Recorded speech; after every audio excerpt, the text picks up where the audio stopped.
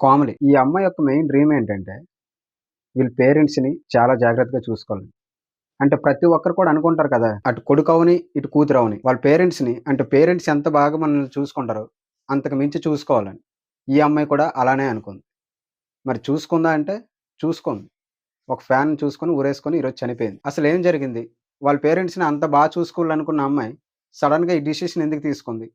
అసలెందుకు చనిపోయింది? దాని గురించి మనం తెలుసుకుందాం. ఫస్ట్ ఆఫ్ ఆల్ ఈ వీడియోని చూసేవాళ్ళు ఇప్పటి వరకు నా ఛానెల్‌ని ఎవరైనా సబ్స్క్రైబ్ చేసుకోకపోతే ప్లీజ్ డూ సబ్స్క్రైబ్. అండ్ వీడియోలోకెళ్తే కామెడీ. ఈ అమ్మాయి ఒక యూట్యూబ్ ఇన్‌ఫ్లుయెన్సర్. యూట్యూబ్ గురించి ఆమె ఛానెల్ గురించి మాట్లాడాలంటే నిజంగా అంత గొప్ప ఛానెల్ ఏమి కాదు. అంత గొప్ప కంటెంట్ కూడా ఏమి ఇవ్వరు. ఈ అమ్మాయి ఆల్రెడీ కొలాబరేట్ అయ్యున్న కొన్ని ఛానెల్‌ని కొన్ని కాదు ఒకే ఛానెల్. ఆ ఛానెల్ కూడా అంత గొప్ప కంటెంట్ ఏం కాదు. అంటే అందరికి తెలిసిన ఛానెల్ అది. గల్లీ పోరలు సంథింగ్ ఏదో ఉంటది. సో, దాన్ని బట్టి చూస్తేనే ఈ అమ్మాయి నడిపే ఛానెల్ అనేది గొప్ప కంటెంట్ ఉండే ఛానెల్ కాదు. అది మనకి దేశానికి గాని, ఎవరికి గాని ఉపయోగపడదు. బట్ అది తన ప్రైవేట్ అది. దాని గురించి మనం ఇక్కడ మాట్లాడకూడదు. కానీ మనం మాట్లాడుకోవాల్సిన మెయిన్ విషయాలు అంటే ఈ అమ్మాయి జీవితం గురించి మనకి ఏదైనా ఉపయోగపడేది ఉందంటే ఖచ్చితంగా ఉంది. ఎందుకంటే ఈ అమ్మాయి చనిపోయింది లవ్ ఫెయిల్యూర్ వల్ల. మన జీవితంలో ప్రేమ అనేది అంటే ఇప్పుడనే కాదు. ఇది సినిమాల డైలాగ్ అని కాదు, వేటని కాదు. అది జస్ట్ ఒక పార్ట్. అంటే లవ్ ఫెయిల్యూర్ అయ్యేటప్పుడు చాలా అంటే చాలా బాధగా ఉంటది కదా! అంటారు అందరూ. నిజమే. మనం తట్టుకోలేనంత బాధ ఉంటది. ఎందుకంటే మన జీవితం మొత్తం ఒక అబ్బాయితో గాని, ఒక అమ్మాయితో గాని మనం చూసుకునేటప్పుడు అది సడెన్‌గా లేదు అనుకోనంటే తీసుకోవడం చాలా అంటే చాలా కష్టం. అందుకే ప్రేమ ఎప్పుడు సుఖాన్నే కాదు, చాలా బాధని ఇస్తది. ఆ బాధలో జీవితాన్ని నేర్పించే గొప్ప పాఠం కూడా ఉంటది. అది తెలుసుకోవాలి. ఎందుకంటే ప్రేమ ఒక్కటే మన జీవితం నుండి దూరమైతే మన లైఫ్ మొత్తం దూరమైనట్టు కాదు. మన గురించి మన పేరెంట్స్ ఉంటారు. ఈ అమ్మాయి యొక్క మెయిన్ ఇదేంటి? తను ఈరోజు తన ఫ్రెండ్ కూడా ఒక ఇంటర్వ్యూలో ఏమని చెప్పింది అంటే, ఆ అమ్మాయి హ్యాంగింగ్ చేసుకునేటప్పుడు తనని దించిన తన ఫ్రెండ్. ఆ అమ్మాయితో పాటు ఈ తిను కూడా చాలా సార్లు అంటే ఆ యూట్యూబ్‌లో మనకు కనిపించేది. తినెప్పుడు కూడా వాళ్ళ అమ్మ, నాన్న గురించి ఆలోచించేది. అంటే వాళ్ళ అమ్మ, నాన్నగారు కువైట్‌లో ఉంటున్నారు. వాళ్ళు చాలా కష్టపడి ఈవిడని పోషిస్తున్నారు. ఈవిడ చాలా హ్యాపీ లైఫ్‌నే ఇచ్చారు. ఎందుకంటే 23 ఇయర్స్‌లో మంచి కాలేజ్. ఆ అమ్మాయిది మెయిన్ వైజాగ్. అక్కడి నుండొచ్చి హైదరాబాద్‌లో చదువుకుంటుంది.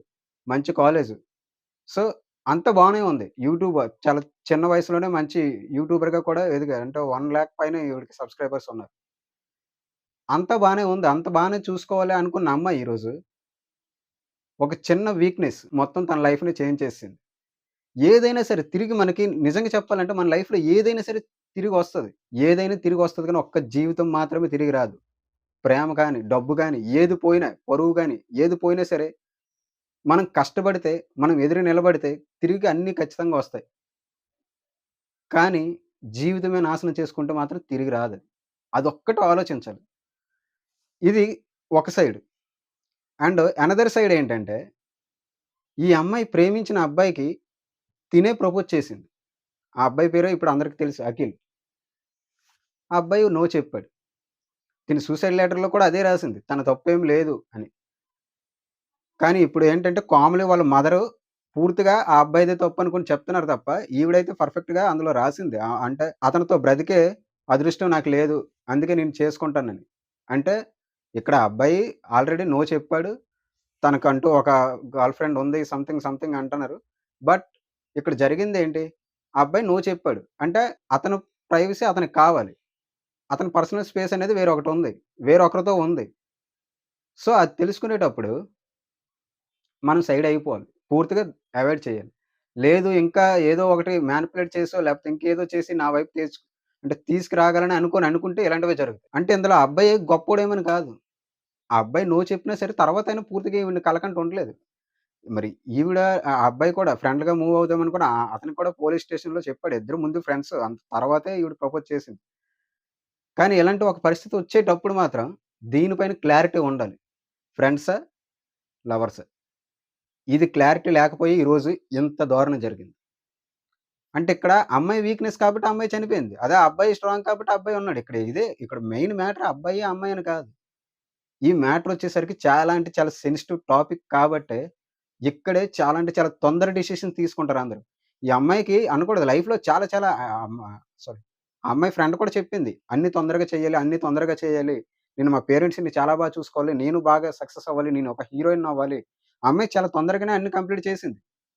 డెత్‌ని కూడా. లైఫ్‌లో ఏవి కూడా అంత వేగంగా మనకు రావు. వేగంగా రావాలనుకుంటే కొన్ని సార్లు అంటే వేగం అనే డిసిషన్ పైన ఇది అన్ని దగ్గరలో కాదు. కొన్ని దగ్గరలే.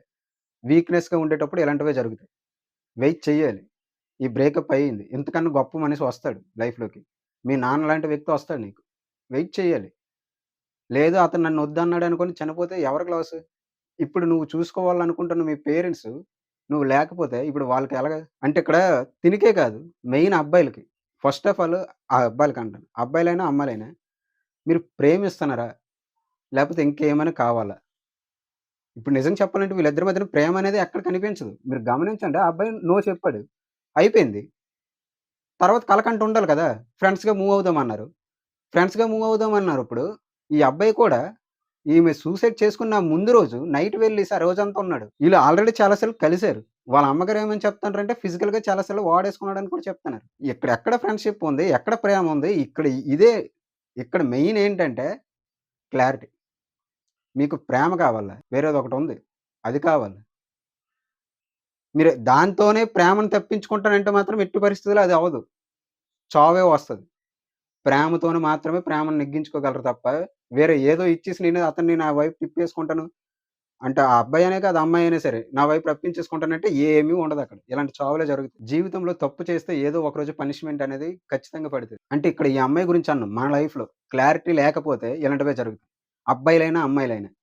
ప్రేమ అనేది చాలా గొప్పది. ఆ గొప్పదాన్ని వేరే ఇతర అవసరాల గురించి వాడుకుంటే ఇలాంటివే జరుగుతాయి. ఎందుకంటే అందరూ అంటే సారీ, అందరూ మెచ్యూరిటీగా ఉంటారు. చాలామంది కోల్డ్ హార్ట్ పర్సన్స్ కూడా ఉంటారు. వాళ్ళు ఎలాంటివే డెసిషన్స్ తీసుకుంటారు. ఇలాంటి డెసిషన్ తీసుకున్నారా? ఇప్పుడు దీని గురించి మాట్లాడు. సరదా తీరిపోద్ది జీవితం మొత్తం. మీరు ఒక అమ్మాయితో రిలేషన్‌లో ఉన్నారు. ఇప్పుడు ఫర్ ఎగ్జాంపుల్ అఖిల్‌నే తీసుకోండి. ఈడు మాత్రం కరెక్టే చెప్పాడు. నో అనుకోని. ఆ అమ్మాయి తీసుకుందా? తీసుకోలేదు. వదిలేయాలా? నచ్చజెప్పాలా? లేదు. ఏదేదో ట్రై చేశాడు. వెళ్ళడం, కలవడం ఇవన్నీ చేశాడు. అయినా సరే అవ్వకపోయేసరికి ఆ అమ్మాయి కోల్డ్ హార్ట్ పర్సన్ కాబట్టి చనిపోయింది. మీకు మొన్న 'ప్రత్యూష' కేసులో కూడా అదే చెప్పాను. సిద్ధార్థ్ జీవితం 24 ఇయర్స్ పోయింది. ఎవరికి తెలుసు ఆమె చనిపోద్దని ఈ అఖిల్‌కి అనుకోని చాలామంది అనుకోవచ్చు. అదే జీవితం. మనం ఏది అనుకున్నది జరగదు. మనం చేసే పని తిన్నగుందా లేదా? ఇక్కడ నిజం చెప్పాలంటే అఖిల్ కూడా వాళ్ళ సిస్టర్‌కి కూడా క్లారిటీ ఇవ్వలేదు. పోలీసులకెళ్ళి ఏమని చెప్పారు? వాళ్ళ సిస్టర్ కూడా చనిపోయి నైట్ ముందు రోజే వెళ్లారు. ఆమె తలుపులు కొట్టినా సరే తీయలేదు అనేటప్పుడు, తీయకపోతే వెళ్లి పోలీసులకి కంప్లెయింట్ చేయాలి. కానీ చెయ్యకపోయేసరికి ఇదంతా జరిగింది. జరిగిన తర్వాత వీళ్ళిద్దరూ పరారైపోయారు. పరారైపోయినా సరే, పోలీసులకి ఎక్కడ మళ్ళీ మా మీదకొచ్చేసి ఇదంతా మా మీదకొస్తదేమో అనుకుని అప్పుడు వీడెళ్లి లొంగిపోయాడు అఖిల్. లొంగిపోయిన తర్వాత అప్పుడు చెప్పాడు. సార్ నేను ఇలాగ అమ్మాయి కాలు పెట్టుకొని నో అని చెప్పాను. అయినా సరే తనే ఇలా చేసింది ఇది అనుకోని. సో దీనివల్ల ఏంటంటే, ఇప్పుడు ఈ అబ్బాయి జీవితం మొత్తం మళ్ళీ ఈ కేస్ సాల్వ్ అయ్యేంత వరకు వీడే మెయిన్ కల్ప్రిట్‌గా ఉంటాడు. ఈ అమ్మాయి చనిపోవడం వల్ల తనకి లాసు. వాళ్ళ పేరెంట్స్‌కి లాసు. ఇప్పుడు ఈ ప్రేమించిన ఈ అబ్బాయికి లాసు. ఇప్పుడు నిజంగా ఈ కేస్ ఎన్ని రోజులు సాల్వ్ అవుతదో అన్ని రోజులు వీడు తిరుగుతూనే ఉండాలి. మనం ఒకరితో రిలేషన్‌షిప్‌లోకి వెళ్తున్నాం అనుకోనంటే, ఆ అమ్మాయి ఎలాంటిది?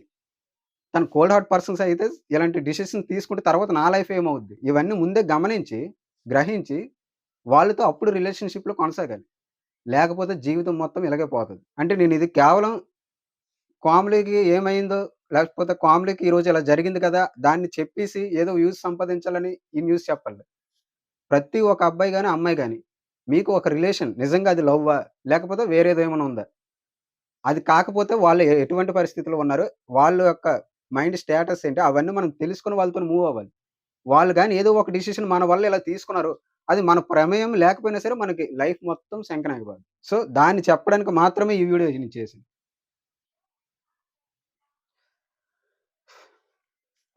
ఈ కేస్ ఇంకా ఇన్వెస్టిగేషన్‌లోనే ఉంది. మేబీ రేపు గాని, ఎల్లుండి గాని ఇంకా పూర్తి వివరాలు రావాల్సుంది. ఎందుకంటే ఇటు వాళ్ళ మదర్ గారు, కామ్‌లీ మదర్ గారు చెప్పేది ఒకలాగా ఉంది. ఫ్రెండ్స్ చెప్పేది ఒకలాగా ఉంది.